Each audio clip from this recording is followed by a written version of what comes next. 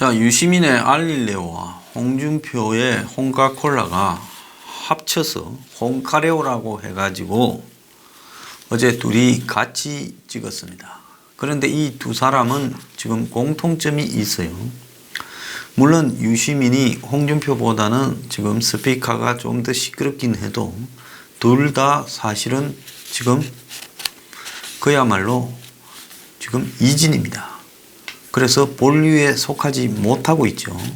지금 민주당에는 본류가 문패거리인데 유시민은 일찌감치 노무현 사망 이후에 이제 국민참여당이라고 독자적으로 당을 만들고 또 그게 잘 안 돼서 문 닫은 뒤에는 통합진보당 쪽에 또 가세하고 그러다가 또 그것도 손떼고 그래서 유시민은 자기 정치 욕심 때문에 노무현의 유지를 따르지 않고 그야말로 가출한 탕아처럼 돼버렸습니다.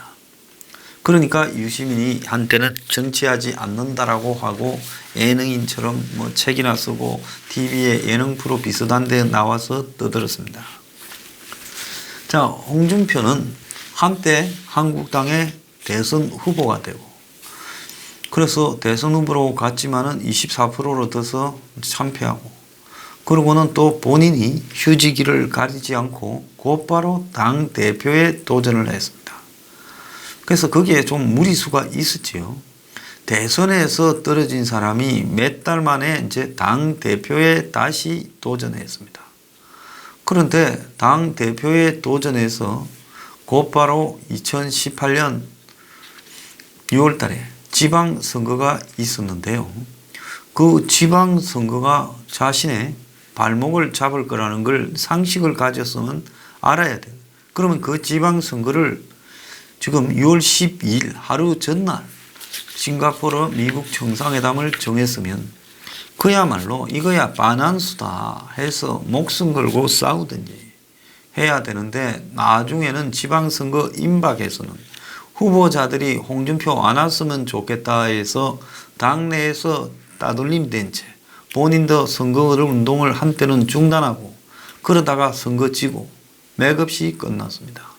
한때 홍준표가 대선 후보가 되고 당 대표가 됐을 때 그야말로 레밍 때하고 비슷한 한국당에서는 홍준표를 향해서 줄을 섰고 홍준표가 상당히 많은 당협위원장이나 출마자들을 자기 사람으로 다 꼽았다 했습니다. 근데 그게 무슨 소용이 있습니까? 결국은 아무런 의미가 없이 그야말로 그 많던 홍준표 세력이 지금 당내에서 홍준표 패거리다라고 홍빠라고 하는 사람이 몇 명 있겠습니까?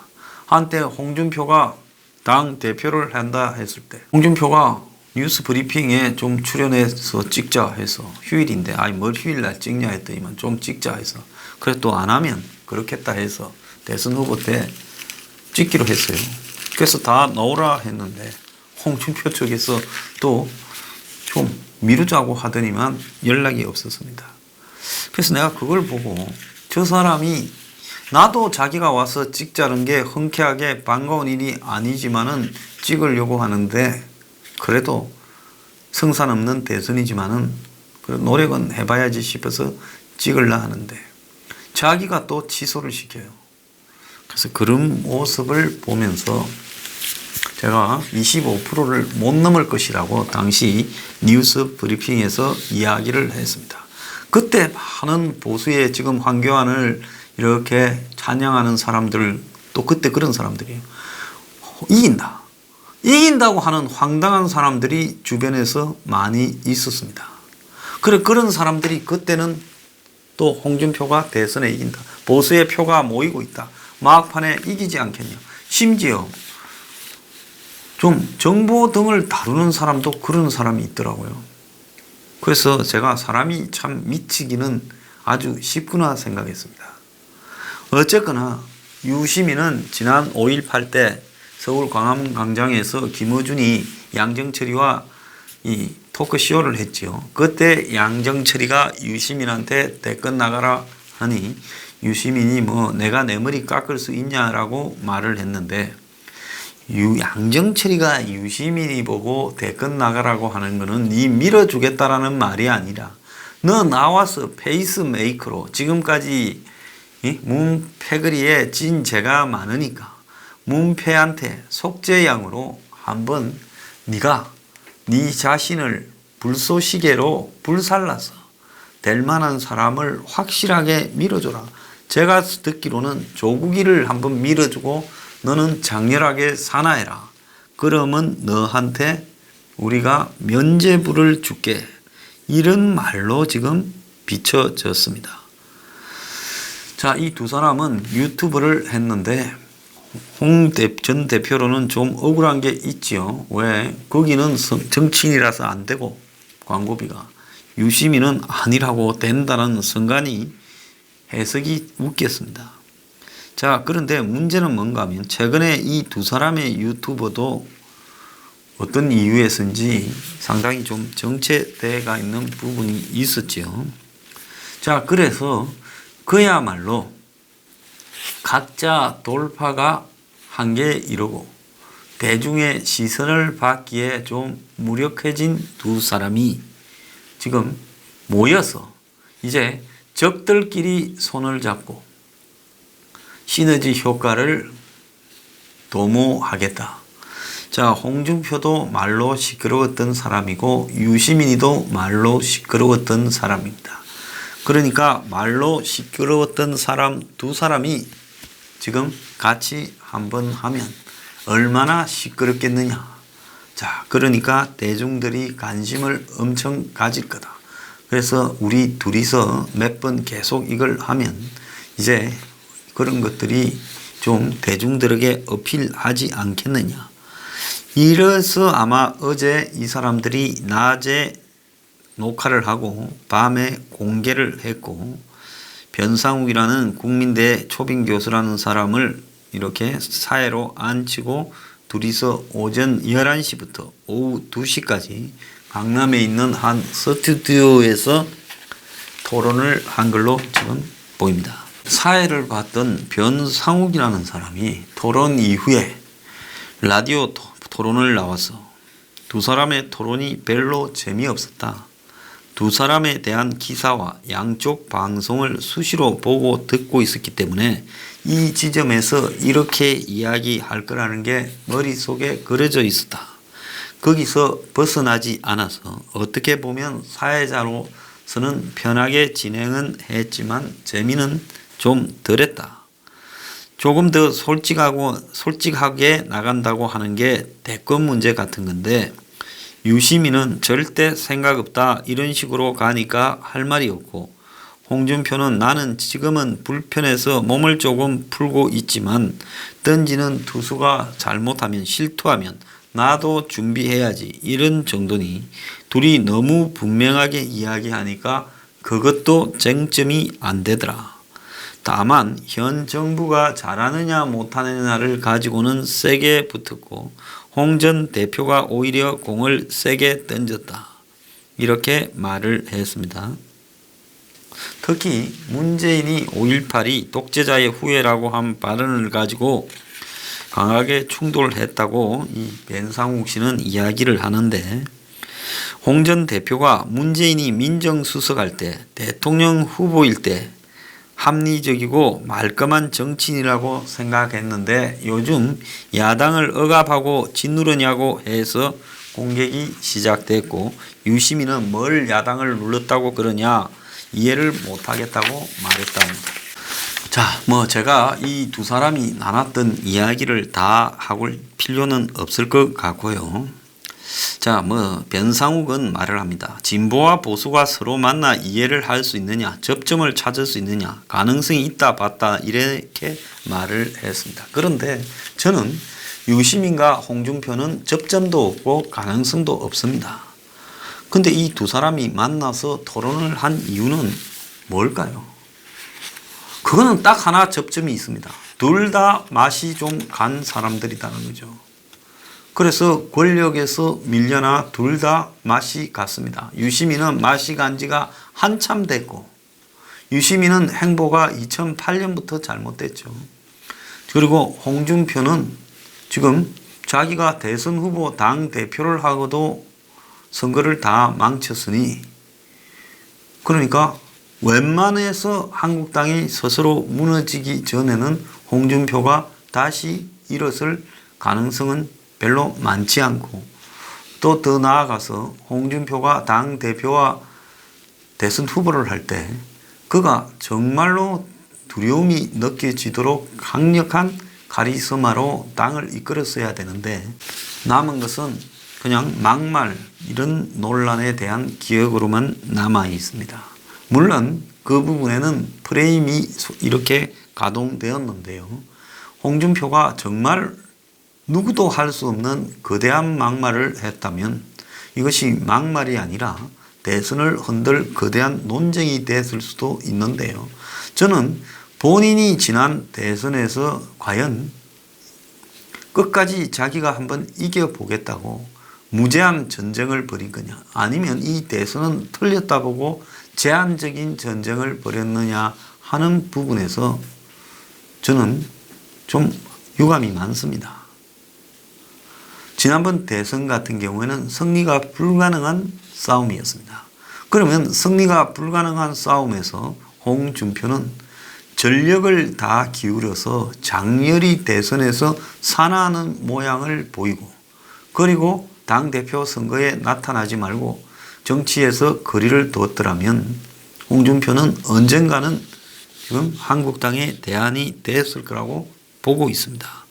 그런데 대선에서 제가 볼 땐 최선을 다하지 않았는데 곧바로 당대표 선거에 나서는 모습을 보고 권력을 이렇게 탐하면 결국 그 권력이 절대로 오래가지 못하고 무너질 수밖에 없다. 지금 황교안 주변에서 황교안 편을 드는 수많은 보수 진영의 떨거지들, 그리고 뭐 유튜버들이 그때는 전부 또 홍준표 옆에서 편을 들었습니다.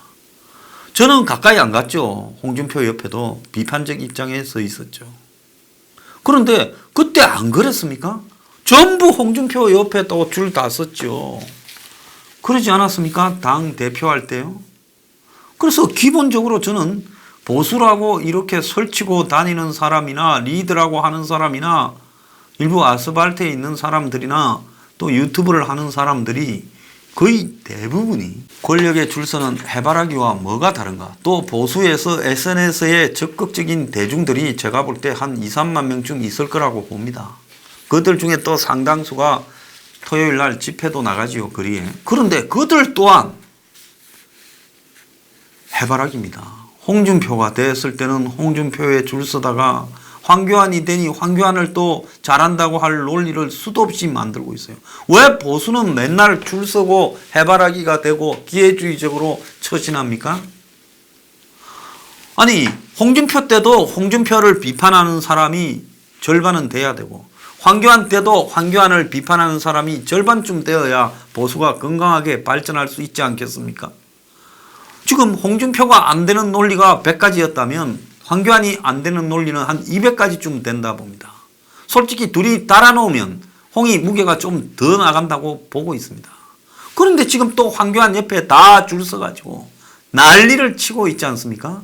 그러면 선거만 끝나면 또 다음날 집에 가는 일밖에 더 생기겠습니까? 지금은 그런 일이 없다 싶겠죠. 자, 그래서 이 불을 보듯이 뻔한 진리를 지금 보여주고 있는 겁니다.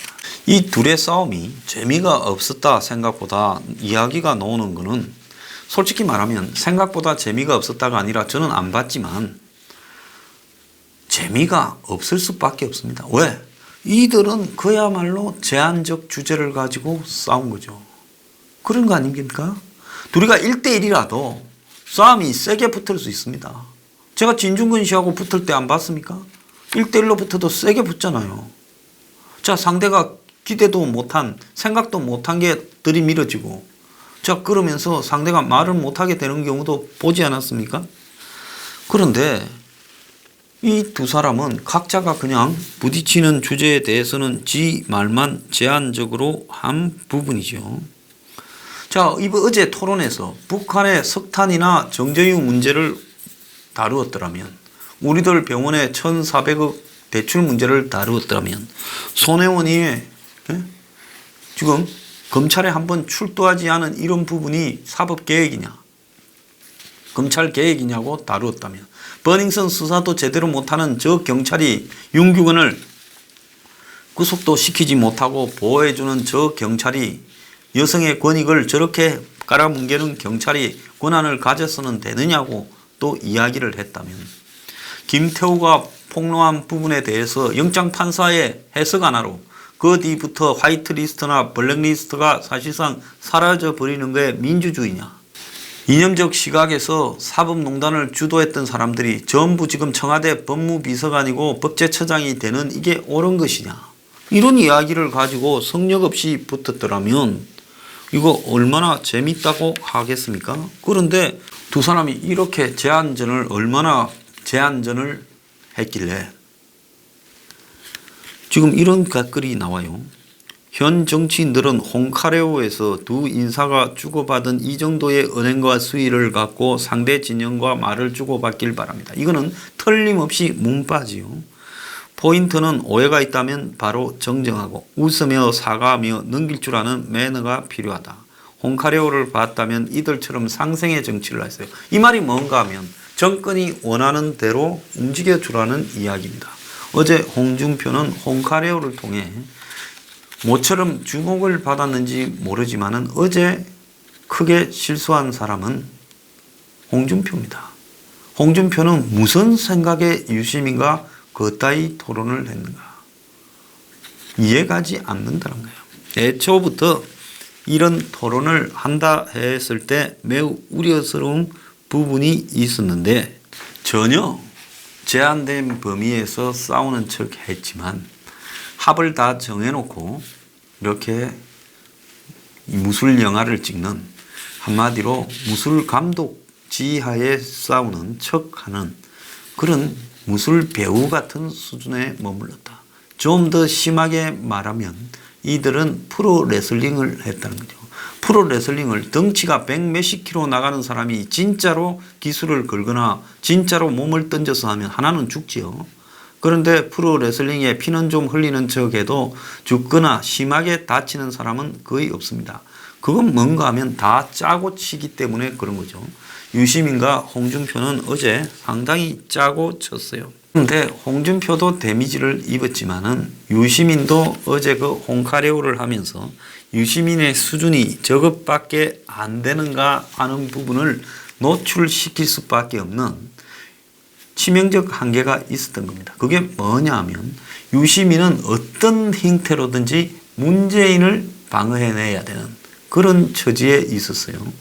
자, 어제 말 잘못해서 문재인에게 찍혀버리면 유시민은 그야말로 청와대에 대고 해명할 기회가 없는 겁니다. 그러니까 유시민은 문재인이 등장하거나 현 정권이 등장하는 현 정권의 무슨 경제정책이든 대북 문제든 길을 쓰고 궤변으로 옹호할 수밖에 없는 형편이다.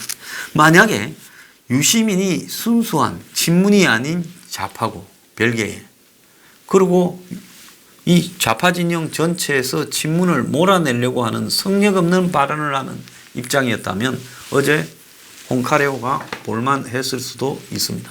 근데 유시민 또한 그야말로 유시민이 할 수 있는 이야기는 뻔했다고 보고 있습니다. 그래서 둘이가 적당히 객적은 소리도 하고 농담도 하고 또 서로 자조도 하면서 언뜻 보면 뭐 좀 화제가 있었던 것처럼 보이지만은 그야말로 소문난 집에 먹을 것 하나도 없었다라는 부분이 돼버리고 이것은 결과론적으로는 시끄러웠지만 아무런 의미 없는 한마디로 이진들의 비주류의 몸부림이었다. 이렇게 봐야 되는 겁니다.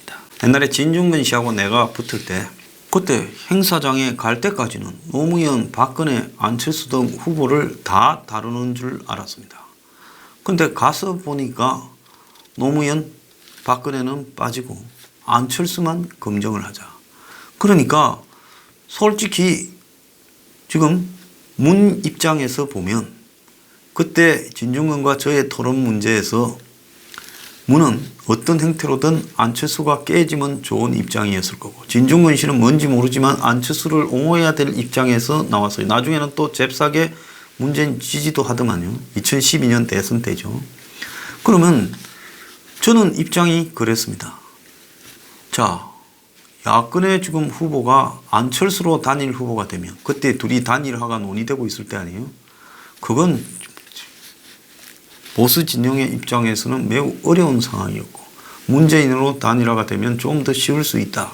그런 입장에서 저도 그 토론에 임하는 입장이 정해져 있었겠지요. 자, 그런데 일단 박근혜하고 문재인은 빼고 안철수만 하자고 거기에서 바로 정해버리더라고요. 그래서 뭐 그렇게 하든지 그랬습니다. 그런데 그때는 이제 성역 없이 이야기를 다 하게 되면서 그쪽에서는 내가 기존에 제기했던 뭐 BW 문제나 메가피 문제나 이런 거를 이야기할 거라고 봤겠죠. 그래서 저는 성계적인 카드로 안철수의 딸의 유학 문제를 거론했습니다. 자, 그러면서 그것이 안철수의 공교육 문제와 맞는 것이냐고 이야기를 했고, 거기에 이제 집이 등장하고 이렇게 되니까 아마 진중권 씨가 당황을 하고 퇴장을 한 걸로 생각을 했습니다. 자, 그런데 이런 류의 토론이 대중들에게 이렇게 열렬하게 지지를 받으려면 그 토론 내부에서 가지고 있는 무작위성, 즉 그야말로 개싸움처럼 싸우거나 사전에 각본을 짠 게 하나도 없다라고 돼야 되는 겁니다. 저는 뭘 갖고 이야기하는지도 제대로 모르고 갔고, 솔직히 그거 행사하는 날 아침에도 이 토론을 오후에 하는지도 제가 몰랐고, 저는 주최 측하고도 연락도 직접도 해본 바도 없어요. 다만 한다고 연락받았고 간접적으로. 그래서 하나 이렇게 생각하면서 갔고, 그리고 진중권 씨하고는 그 자리에서 처음 봤습니다. 머리 털라고요.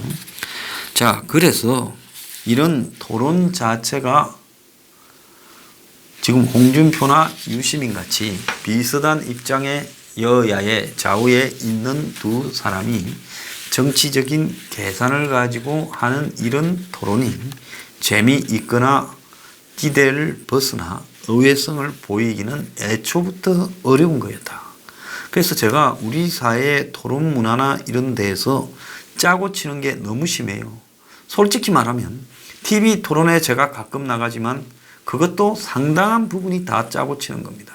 할 수 있는 말과 할 수 없는 말이 정해져 있고, 할 수 없는 말을 하면 바로 자릅니다. 그리고 당사자한테 할 수 없는 말을 했을 때는 너는 내일부터 안 놀 준비를 해라. 이렇게 되는 거죠.